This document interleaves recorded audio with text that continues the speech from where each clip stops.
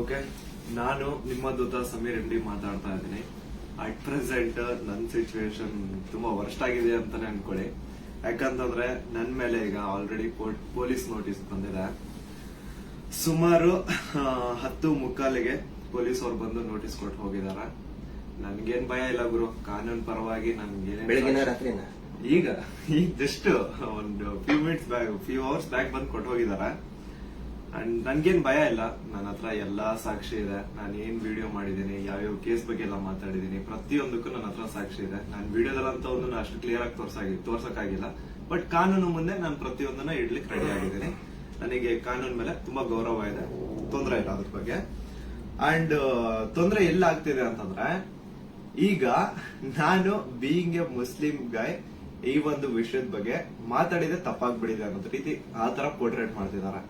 ನೀನು ಹಿಂದೂ ದೇವಸ್ಥಾನನ ಅವಮಾನ ಮಾಡ್ಬಿಟ್ಟೆ, ಈ ಹಿಂದೂ ಹುಡುಗಿ ಬಗ್ಗೆ ನಿಂಗೆ ಆಗ್ಬೇಕು, ನಿಮ್ ಸಮಾಜದ ನೀನ್ ನೋಡ್ಕೋ. ಗುರು, ಹಿಂದೂ ಮುಸ್ಲಿಂ ಅನ್ನೋದು ಬಿಡು, ಈಗ ನ್ಯಾಯದ ಬಗ್ಗೆ ಮಾತಾಡೋಣ. ಹಿಂದೂ ಹುಡುಗಿ ಆಗಿದ್ರೇನು ಮುಸ್ಲಿಂ ಹುಡುಗಿ ಆಗಿದ್ರೇನು ಅನ್ಯಾಯ ಆಗಿದೆ ತಾನೆ. ಅನ್ಯಾಯದ ವಿರುದ್ಧ ಧ್ವನಿ ಎತ್ತದೇ ಧರ್ಮ. ಅಂಡ್ ಅದನ್ನೇ ನಾನು ಪಾಲಿಸ್ತಾ ಬಂದಿರೋದು. ಅಂಡ್ ಏನದು ಟ್ರೋಲ್ ಪೇಜಸ್ ಅಲ್ಲೆಲ್ಲ ನೀವು ಹಾಕೊಂಡಿದಿರಲ್ಲ, ಇವ್ನ್ ಹಿಂದೂ ವಿರೋಧಿ ಮುಸ್ಲಿಂ ಬರೀ ಹಿಂದೂ ಅಗೇನ್ಸ್ಟ್ ಮಾಡ್ತಿರ್ತಾನೆ ವಿಡಿಯೋಸ್ ಅದಿದ ಅಂತ. ಅವ್ರಿಗೆಲ್ಲ ಒಂದೇ ಮಾತು ಹೇಳ್ತೀನಿ, ಸಮೀರ್ ಎಂ ಡಿ ಅಂತ ನನ್ನ ಇನ್ನೊಂದು ಚಾನಲ್ ಇದೆ, ಅರೌಂಡ್ 270K ಸಬ್ಸ್ಕ್ರೈಬರ್ಸ್ ಇದಾರೆ. ಅಲ್ಲಿ ನಾಟ್ ಸೋ ನಾರ್ಮಲ್ ಅಂತ ಹೇಳ್ಬಿಟ್ಟು ನಾನು ಒಂದು ಸೀರೀಸ್ ಸ್ಟಾರ್ಟ್ ಮಾಡಿದ್ದೆ. ಅದರಲ್ಲಿ ಫಸ್ಟ್ ವಿಡಿಯೋ ನಾನು ಹೋಗಿ ಮಾಡಿದ್ದೆ ತುಮಕೂರಲ್ಲಿರುವಂತಹ ಸಿದ್ದೇಶ್ವರ ಸ್ವಾಮಿ ಬೆಟ್ಟದ ಬೆಲೆ. ಅಲ್ಲಿ ಹೋಗಿ ಸಿದ್ದೇಶ್ವರ ಸ್ವಾಮಿ ಮುಂದೆ ಕೈ ಜೋಡಿಸಿದ್ದು ಈ ಒಂದು ಮುಸ್ಲಿಂ ಹುಡುಗಾನೆ.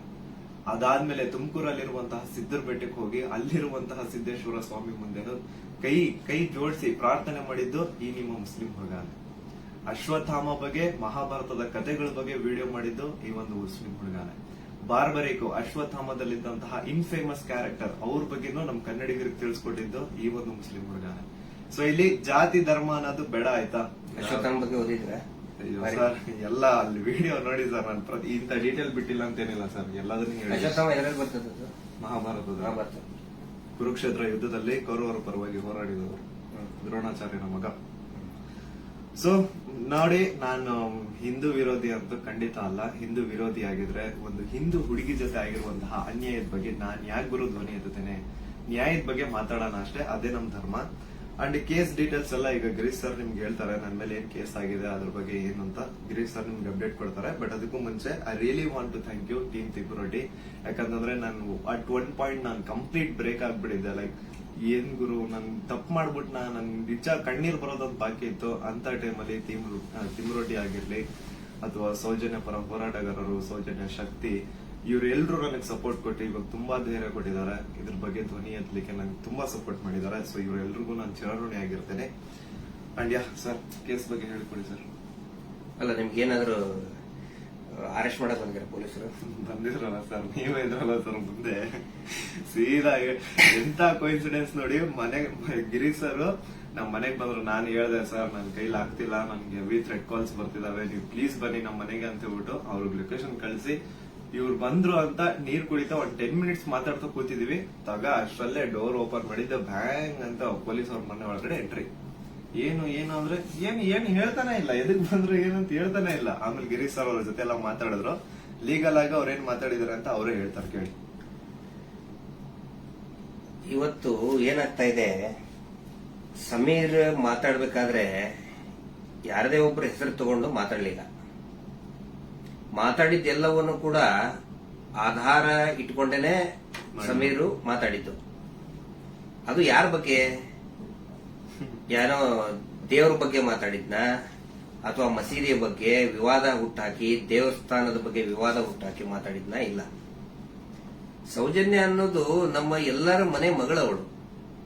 ಯಾವ ರೀತಿ ನಿರ್ಭಯ ಮತ್ತು ಈ ಅತ್ಯಾಚಾರದ ಪ್ರಕರಣದಲ್ಲಿ ಒಳಗಾಗ್ತಾರೆ, ಅವ್ರೆಲ್ಲರೂ ಕೂಡ ನಾವು ನಮ್ಮ ಮಗಳಂತ ತಿಳ್ಕೊಳ್ತೀವಿ. ಆದರೆ ಯಾರು ಹಿಂದೂ ಮುಸ್ಲಿಂ ಅಂತ ಹೇಳಿ ವಿನಾಕಾರಣ ಒಂದು ಹುಟ್ಟು ಹಾಕ್ತಾ ಇದಾರಲ್ಲ, ಅವರಿಗೆ ಅವ್ರು ಮಾಡೇನೇ ಇಲ್ಲ ಅಂತ ಹೇಳಿದ್ರೆ ಇದೆಲ್ಲ ಯಾಕೆ ಮಾಡ್ಬೇಕು? ಆ ನಂತರ ಸಂತೋಷ್ ರಾವ್ ಎಷ್ಟು ದೊಡ್ಡವನೇನ? ಸಮಾಜದಲ್ಲಿ ಕಲಾ ಹುಟ್ಟು ಒಂದ್ ವೇಳೆ ಸಂತೋಷ್ ರಾವ್ ಅಂತ ಹೇಳ್ತಾರೆ, ಸಂತೋಷ್ ರಾವ್ನೇ ಮಾಡಿದ್ರೆ ಸಮಾಜದಲ್ಲಿ ಅವನು ಅಷ್ಟೊಂದು ದೊಡ್ಡ ಇದನ್ನೇನೋ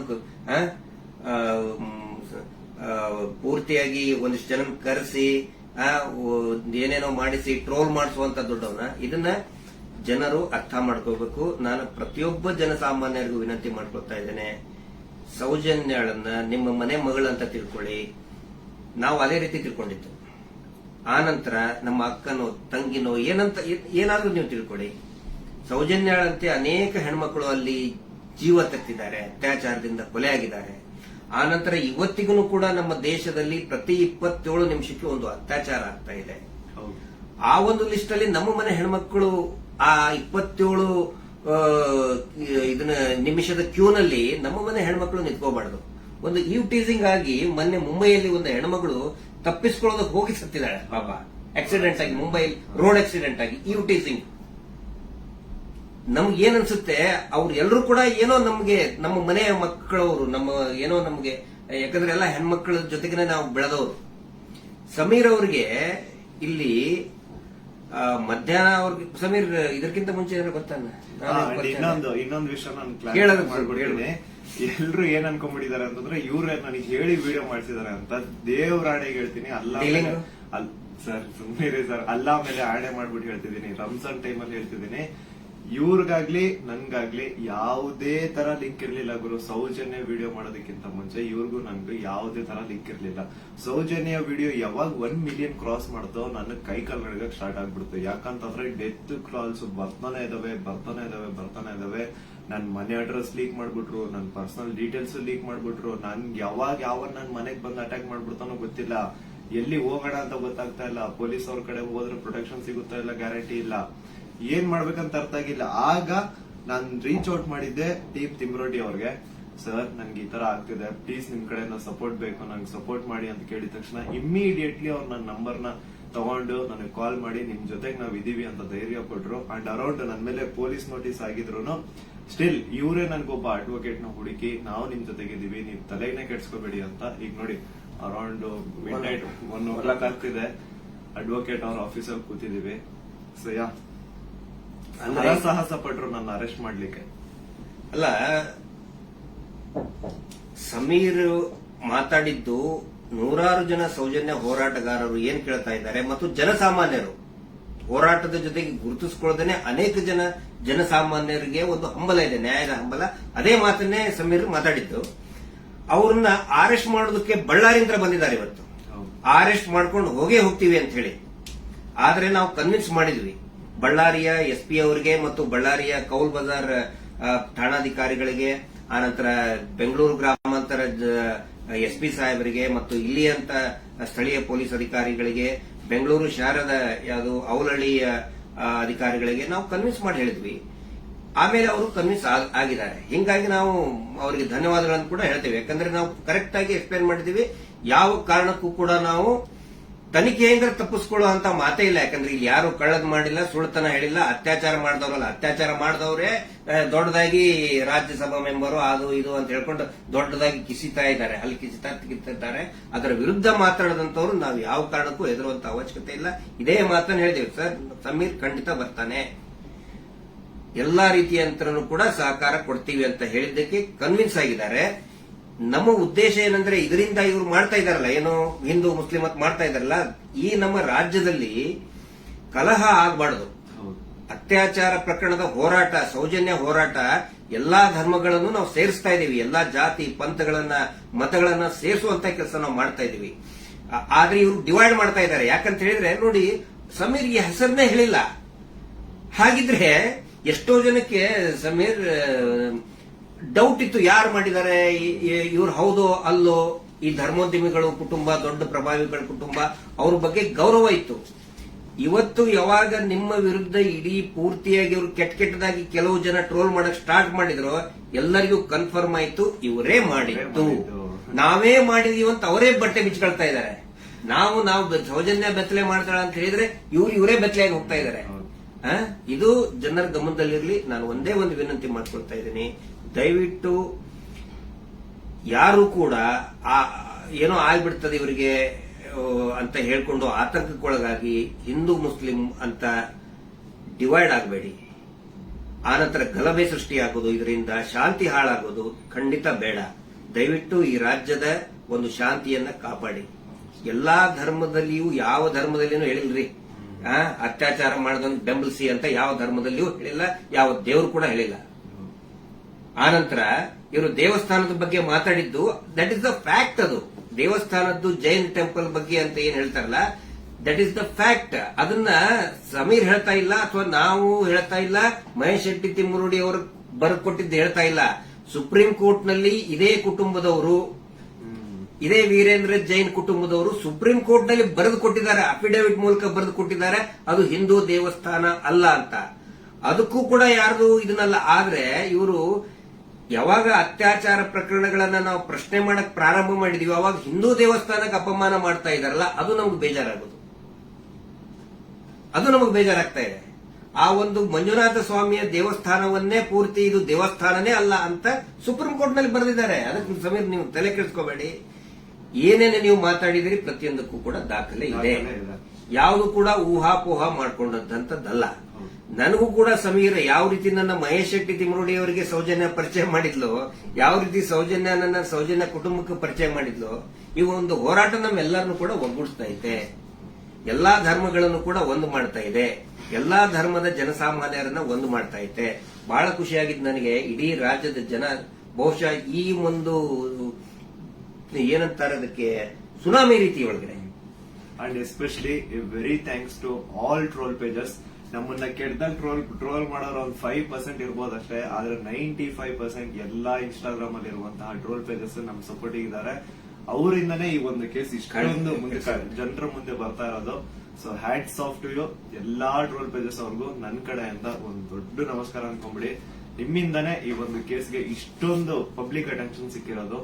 thank you so much. And ಎಲ್ಲಾ ಕನ್ನಡ ಈ ಕಮ್ಯುನಿಟಿನ ಯೂಟ್ಯೂಬರ್ಸ್ ಯಾರೆಲ್ಲ ಇದ್ರ ಬಗ್ಗೆ ವಿಡಿಯೋಸ್ ಮಾಡಿದ್ರೆ, ಯಾರೆಲ್ಲ ನನ್ನ ಪರವಾಗಿ ವಿಡಿಯೋಸ್ ಮಾಡಿದ್ರೆ, ನಾನು ಎಲ್ಲರೂ ವಿಡಿಯೋಸ್ ನ ನೋಡಿದೀನಿ. ತುಂಬಾ ಖುಷಿ ಆಯ್ತು. ಎಲ್ಲರೂ ಇದೇ ತರ ಸಪೋರ್ಟ್ ಮಾಡಿ ಅಂಡ್ ಎಲ್ಲರೂ ನಮ್ ಜೊತೆಗಿರಿ. ಆಮೇಲೆ ಬೇರೆ ಬೇರೆ ದೇಶದಿಂದ ಸಪೋರ್ಟ್, ಆಸ್ಟ್ರೇಲಿಯಾದಿಂದ ಮಾಡಿದ್ದಾರೆ, ಇಸ್ರೇಲ್ ಇಂದ, ಬಹರೇನ್ ಇಂದ, ಕೆನಡಾ ಇಂದ, ಸಿಂಗಾಪುರ್ ಇಂದ, ಎಲ್ಲಾ ಬೇರೆ ಬೇರೆ ದೇಶದಲ್ಲಿ ಇರುವಂತಹ ಕನ್ನಡಿಗರು ಇವತ್ತು ಏನೋ ಒಂದು ಶಕ್ತಿ ತುಂಬುವಂತ ಕೆಲಸ ಮಾಡ್ತಾ ಇದ್ದಾರೆ. ನಾವು ನಿಮ್ಮ ಜೊತೆಗಿದ್ದೇವೆ ಅಂತ ಹೇಳ್ತಾ ಇದ್ದಾರೆ. ಅಂದ್ರೆ ಅವ್ರೇನು ಬೇರೆ ಬೇರೆ ಕಂಟ್ರಿಯಿಂದ ನನಗೆ ಫಂಡ್ಸ್ ಕೊಡೋದು ಅಂತದಲ್ಲ ಸ್ವಾಮಿ. ಅವ್ರ ಮಾತಲ್ಲಿ ನನಗೆ ಧೈರ್ಯ ಕೊಟ್ಟಿರೋದು ನಿಮ್ ಜೊತೆ ನಾವಿದೀವಿ, ನೀವ್ ಮಾತಾಡಿ ಅಂತ. ಡೀಲಿಂಗ್ ಏನಾರ ಆಯ್ತಲ್ಲ ನಮ್ದು ಡೀಲಿಂಗ್ ಅಂತ ಹೇಳ್ತಾ ಇದ್ದಾರೆ. ಅಲ್ಲ, ಅವರೇ ದುಡ್ಡು ಹಿಡ್ಕೊಂಡು ಅಡ್ಡಾಡ್ತಾ ಇದ್ದಾರೆ ನಮ್ಮಿಂದ.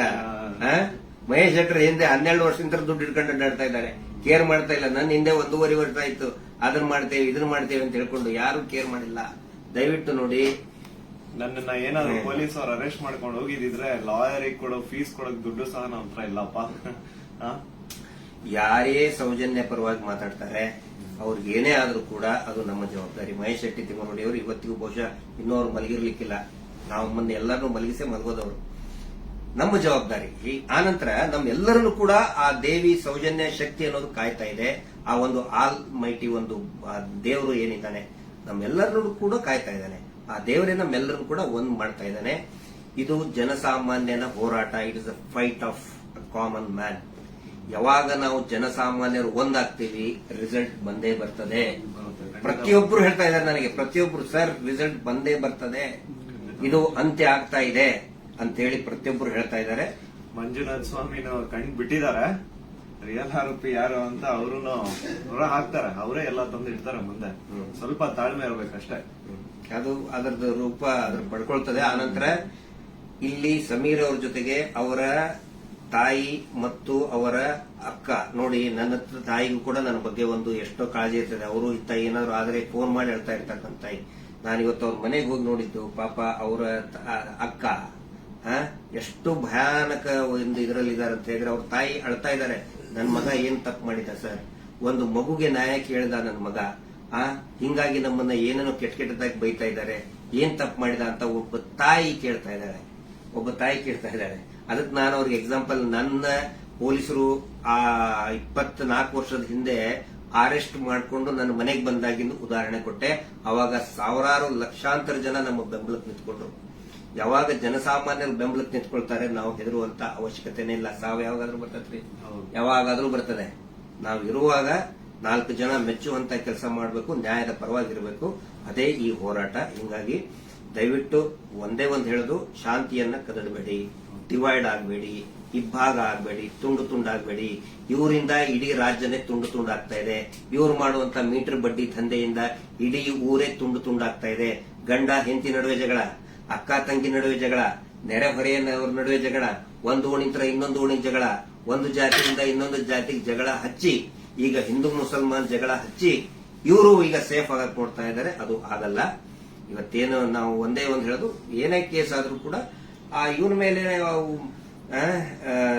ಯಾರು Anil Kumar, Anil black and white Anil, ಅವನ ಮೇಲೆ ಮತ್ತು ಸೀನಪ್ಪನ ಮೇಲೆ FIR ಆಗಿ ಅರೆಸ್ಟ್ ಮಾಡುವಂತಹ ಕೇಸ್ ಅದು.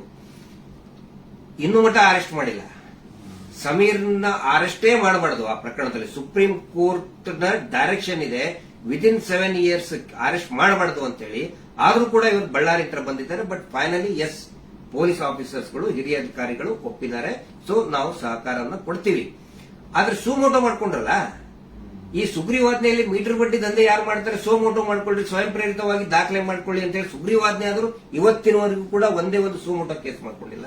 ಪಾಪ ಸಮೀರದ ಮೇಲೆ ಸುಮೋಟೋ ಕೇಸ್ ಮಾಡ್ಕೊಂಡಿದ್ದಾರೆ. ಇದು ನಮಗೆ ಬೇಜಾರಾಗ್ತದೆ. ಈ ಎಲ್ಲಾ ವಿಷಯಗಳನ್ನ ನಾವು ಜನರ ಮುಂದೆ ಇಡ್ತಾ ಇದ್ದೀವಿ. ಸಮೀರ್ ಪೊಲೀಸ್ ಸ್ಟೇಷನ್ಗೆ ಎನ್ಕ್ವೈರಿಗೆ ಹೋಗ್ತಾರೆ, ಆ ವಿಚಾರಣೆಗೆ ಹೋಗ್ತಾರೆ. ಆದ್ರೆ ನಾನ್ ಹೇಳ್ತಾ ಇರೋದು, ಈ ಶೀನಪ್ಪ, ಅನಿಲ್ ಕುಮಾರ್ ಮತ್ತು ಈ ಕೊಲೆಗಡಕರು ಕೂಡ ಅರೆಸ್ಟ್ ಆಗಲೇಬೇಕು. ಧರ್ಮೋದ್ಯಮಿಗಳು, ಅವರ ತಮ್ಮ, ಅವರ ತಮ್ಮನ ಮಕ್ಕಳು, ಅತ್ಯಾಚಾರಿಗಳು ಅರೆಸ್ಟ್ ಆಗಲೇಬೇಕು. ಅದಾಗಲಿಲ್ಲ ಅಂತ ಹೇಳಿದ್ರೆ ಈ ದೇಶದ ಸಂವಿಧಾನನೇ ಇಲ್ಲ, ಈ ದೇಶದಲ್ಲಿ ನ್ಯಾಯಾಂಗ ವ್ಯವಸ್ಥೆನೇ ಇಲ್ಲ ಅನ್ನೋ ಒಂದು ಮಾತನ್ನ ಪ್ರತಿಯೊಬ್ಬ ಜನಸಾಮಾನ್ಯರು ಕೂಡ ಕೇಳಬೇಕಾಗ್ತದೆ.